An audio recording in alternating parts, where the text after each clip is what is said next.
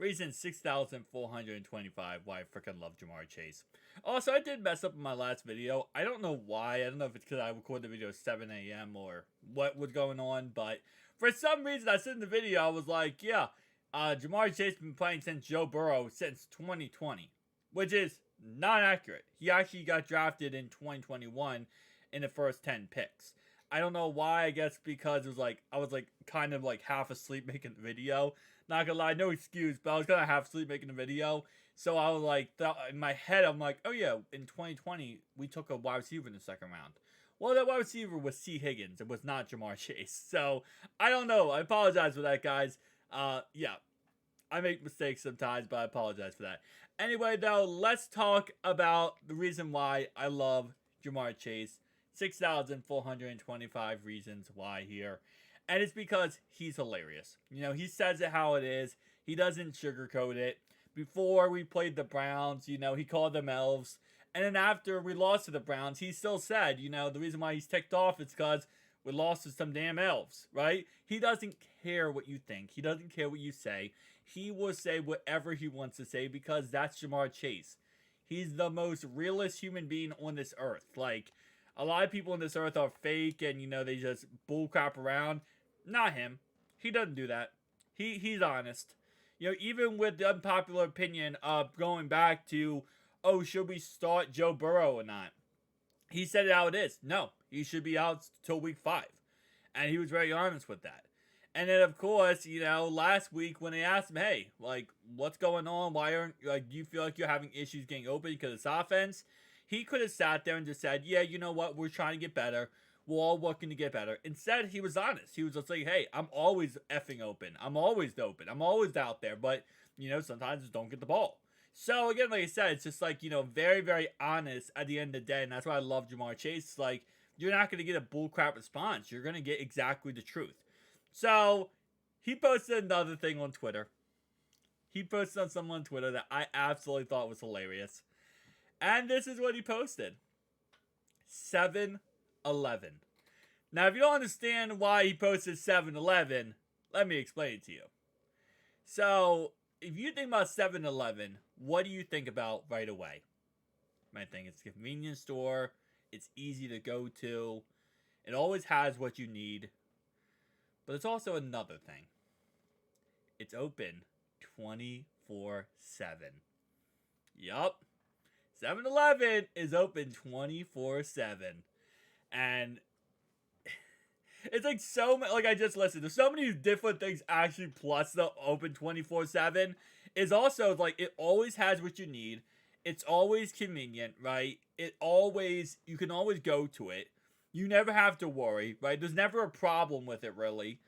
And it's just perfect, right? It's perfect in every way because, again, like I said, for a convenience store, there are some convenience stores out there that have problems or this, and this. It's not perfect. 7-Eleven is like just the age-old, forever and ever store you can go to and know you can get your stuff and leave, right? You can get anything from 7-Eleven. I mean, literally anything. Like, there are some stores where you can't get everything from. You can get anything from 7-Eleven. So, it makes perfect sense. I mean, the comparison is almost, you know, canny here. You got Jamar Chase, who, again, always open, always gets the football, always runs the routes correctly, always plays the games, you know, always scores the touchdowns. I mean, he's literally 7-Eleven. Like, this guy could do absolutely everything and a cup of tea without any problem at all. And pun my cup of tea right there, because T. Higgins, but yeah, I don't know. Pardon my cup of tea.